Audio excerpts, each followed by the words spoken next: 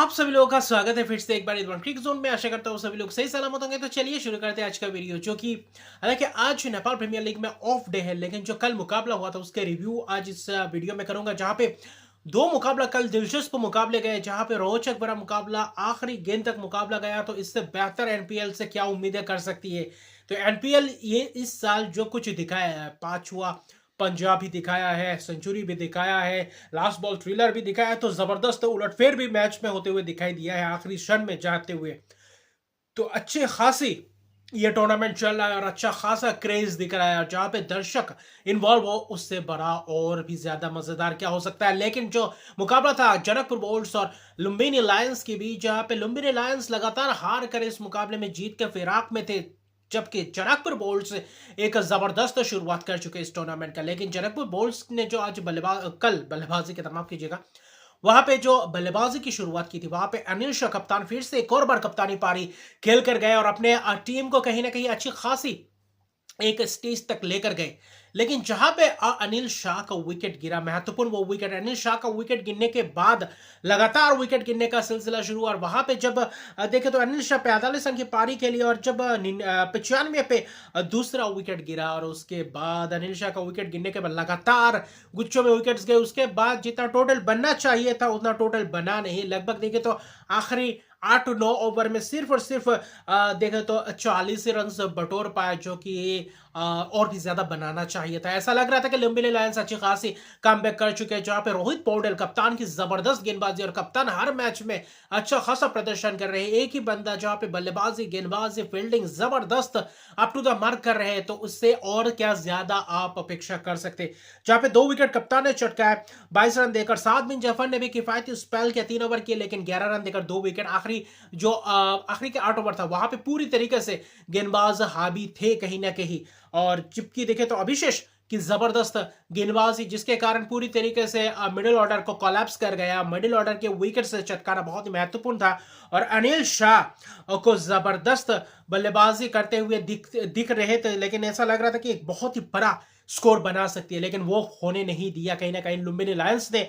और अभिषेक ने 3 विकेट चटकाए सिर्फ और सिर्फ 20 रन देकर। तो बहुत ही महत्वपूर्ण और अच्छा खासा ट्रूप्स निकल रहे हैं नेपाल प्रीमियर लीग से, जहां पे लेफ्ट आर्म स्पिनर युवा गेंदबाज तो अच्छा खासा ये भरपूर ऑडिशन दे रहे हैं नेपाल में खेलने के लिए। लेकिन जहां पे 136 पे रोक दिया था, 9 विकेट गवा चुके थे, ऐसा लग रहा था 137 रन आसानी से शायद चेस कर पाएंगे लंबिनी लायंस। लेकिन जो शुरुआत अर्जुन साउथ थे, आशुतोष था, उतना खास शुरुआत नहीं था। हालांकि कप्तान ने कोशिश तो की थी, 35 रन की पारी खेली थी, लेकिन धीमे अंदाज में खेला था, क्योंकि दूसरे एंड से टॉम वुड्स ने आकर कोशिश तो की थी, लेकिन उसको बड़े स्कोर में तब्दील नहीं कर पाए। और रोहित पौडेल के विकेट गिरने के बाद टॉम मूड्स का जब विकेट गिरा, वहां कहीं ना कहीं लगातार उनका भी मिडिल ओवर्स में उनका भी मिडिल ऑर्डर कॉलअप्स होते हुए दिखाई दिया। और कप्तान ने कोशिश की थी 30-40 रन का जो पार्टनरशिप होता मूड्स और रोहित पौडेल, तब तक लग रहा था कि शायद मुकाबला अभी भी अपने गिरफ्त में है। लेकिन जो आखिरी के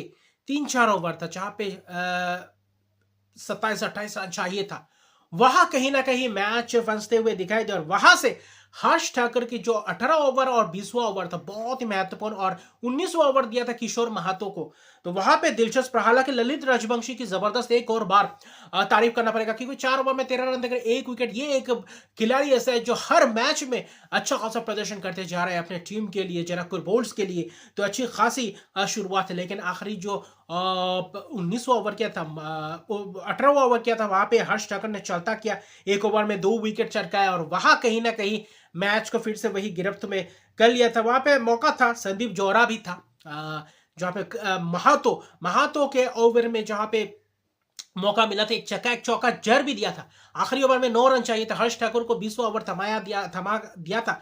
20वें ओवर के पहले ही गेंद में सात बिन जफर को चलता किया, धीमा गेंद किया, और वहां पे कैच आउट हो गए। फिर वहां पे एक रिवर्स स्वीप में चौका, और फिर वहां आ गए। तो जहां पे दिलचस्प था, क्योंकि आखिरी गेंद में 2 रन चाहिए था, और कहीं ना कहीं वहां पे मुश्किल सा कर दिया था। संदीप जोरा थे स्ट्राइक पे, और वही बहुत ही महत्वपूर्ण वो विकेट था, क्योंकि वहां पे एक गेंद में 2 रन चाहिए था। सब घेरे के अंदर थे, एक खिलाड़ी बाहर रखा था डिप स्क्वायर लेग में, और वहां थोड़ा बहुत शॉर्ट ऑफ लेग डिलीवरी है, वहां हल्का सा छोरा था, और वहां पे छक्के मारने की कोशिश में हाथ में दे बैठे, और लंबिनी लायंस कहीं ना कहीं 1 रन से यह मुकाबला हारे, जिसमें से जनकपुर बुल्स के आखिर में जो बाजी पलटा, 135 पार विकेट गए, जिसमें से पंजा खोल दिया हर्ष ठाकुर ने इस मुकाबले में। और महत्वपूर्ण वो पंजा यादगार रहेगा जनकपुर बुल्स के लिए, जहां पे आखिरी 2 ओवर्स में आकर कहीं ना कहीं 3-4 विकेट चटका जाते, तो इससे बड़ी बात क्या हो सकती है। फिर से वही रोहित पौडेल, आपको याद होगा 2024 के T20 वर्ल्ड कप में एक मुकाबला था जहां पे 1 रन से हारा था दक्षिण अफ्रीका के खिलाफ, जहां पे गुलशन जस्ट स्ट्राइक पे थे और वहां पे सिंगल लेते तो ड्रॉ होता, और कहीं ना कहीं 1 इंच दूर था और वहां पे रन आउट हो गए थे। और वैसा ही लुम्बिनी लायंस के कप्तान रोहित पौडेल को फिर से एक और बार धचका लगा। और क्या रोहित पौडेल इतना कोशिश करने के बाद भी एक डिजर्व नहीं कर सकते कि, या एक जीत डिजर्व नहीं कर सकते कि, या लुम्बिनी लायंस को सोचना पड़ेगा। और आखिर में जनकपुर बुल्स लगभग देखिए तो क्वालिफाई कर चुकी है प्लेऑफ के रेस में। बाकी जो दूसरा मुकाबला था वो भी एक जबरदस्त था, क्योंकि वहां पे था सुदूर पश्चिम रॉयल्स बनाम चितवन राइनोस के बीच। वहां भी घमासान जबरदस्त था। वहां पे जो बल्लेबाजी किया चितवन राइनोस की शुरुआत एस हसन सखील की जबरदस्त शुरुआत, लाजवाब शुरुआत, लाजवाब बल्लेबाजी, 65 रन की पारी, 3 छक्के 6 चौकों की मदद से। और आखिर में स्कॉट क्यूगलेन ने चलता किया, वरना अच्छा खासा कोशिश। और बीच में आकर रवि बोपारा की कैमियो पारी, 36 रन 18 गेंदों में, वो कहीं ना कहीं और भी ज्यादा रन रफ्तार बनाकर चले गए, क्योंकि 164 रन बनाए थे, 5 विकेट ही सिर्फ गए थे। और पार्टनरशिप्स भी अच्छी खासी लगी हुई थी, लगभग देखे तो 30-30 रन की पार्टनरशिप। लेकिन बोपारा की आखिर में आकर वो पारी कहीं ना कहीं पूरी तरीके से चितवन राइनोस के लिए एक बहुत ही महत्वपूर्ण ये खिलाड़ी बन चुके हैं। और रवि बोपारा अपने गेंदबाजी से बल्लेबाजी से अच्छा खासा प्रभाव डाल रहे हैं इस नेपाल प्रीमियर लीग में। लेकिन स्कॉट क्यूगलेन फिर से वही किफायती, मैं कहूंगा, गेंदबाजी, 2 विकेट चटकाया, जहां पे सईद ज़ेब ने भी कोशिश की थी। लेकिन गेंदबाज अच्छा खासा तो गेंदबाजी किया था, लेकिन उतना खास अंदाज में एक देखे तो कंसिस्टेंसी दिखा नहीं पाए। सभी गेंदबाजों के ऊपर टूट पड़े थे बल्लेबाज। और हसन सखील एक युवा बल्लेबाज जो अच्छा खासा प्रदर्शन कर सकते हैं आगे आने वाले समय में, जहां पे 65 रन की जबरदस्त अर्शदीप पारी और अच्छी खासी अपनी टीम के लिए बनाकर गए। लेकिन 165 रन का लक्ष्य था। सुदूर पश्चिम रॉयल्स एक ऐसा टीम है, गेंदबाजी में इस मैच में कहीं ना कहीं थोड़ा बहुत कमी खेला, ऐसा लगा कि शायद गेंदबाजी अप टू द मार्क नहीं रहा। स्कॉट क्यूगलेन को अब छोड़ दे तो बाकी गेंदबाज उतना खास प्रभाव डाल नहीं पा रहे थे, ना तो मिडिल ओवर्स में रोक पा रहे थे रन्स को, ना तो डेथ ओवर्स में। लेकिन सुदूर पश्चिम रॉयल्स की जो शुरुआत थी बल्लेबाजी में, वो भी कुछ खास शुरुआत नहीं। चितवन राइनोस की जबरदस्त शुरुआत, वहां पे कप्तान कुशल मल्ला का जबरदस्त गेंदबाजी का मुजाहरा दिखा, जहां पे कुशल मल्ला ने 4 ओवर किए, 18 रन 2 विकेट। कुशल मल्ला बल्लेबाजी में भी और गेंदबाजी में भी अच्छी खासी प्रभाव डालते, बल्लेबाजी में नहीं तो या गेंदबाजी में नहीं तो बल्लेबाजी में अच्छा खासा। ये एक जैसे कि रोहित पौडेल लुम्बिनी लायंस के लिए करते, वैसे ही कुशल मल्ला एक अच्छा खासा की खिलाड़ी है। लेकिन शुरुआत तो मिला था, ब्रेंडन मैकुलन 13 पे चलते बने, विनोद भंडारी 10 पे चलते बने, तो लॉफ्टी ईटन का भी अच्छा खासा रोल रहा, जहां पे 2 विकेट्स चटकाए लॉफ्टी ईटन ने भी, 3 ओवर में 18 रन देकर, तो अच्छा खासा। और अमर रौताला जो बीच में आकर एक ओवर्स कर दिए, वहां पे 2 विकेट चटकाए, वही 2 विकेट्स कहीं ना कहीं महत्वपूर्ण वो 2 विकेट्स थे।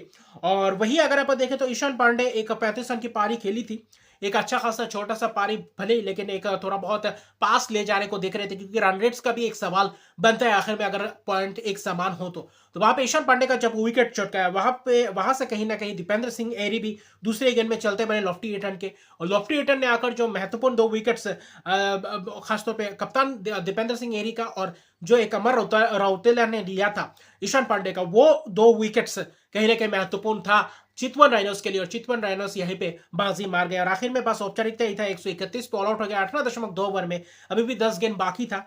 लेकिन गेंदबाजी सभी जबरदस्त, रीजन ठाकाल की शुरुआत के, या फिर सोहेल तनवीर पिछले 2 मुकाबले से उतना विकेट्स नहीं चटका पड़े, इस मुकाबले में भी 1 विकेट चटका है, लेकिन अच्छी खासी लाइन लेंथ को हिट कर रहे, जहां से रन्स बटोरना उतना आसान नहीं हो रहा है, और अच्छी खासी स्ट्राइक बॉलर बनकर उभर रहे हैं। और रीजन ठाकाल एक युवा गेंदबाज जो अच्छा खासा प्रदर्शन करते जा रहे हैं दिन ब दिन, मैच दर मैच।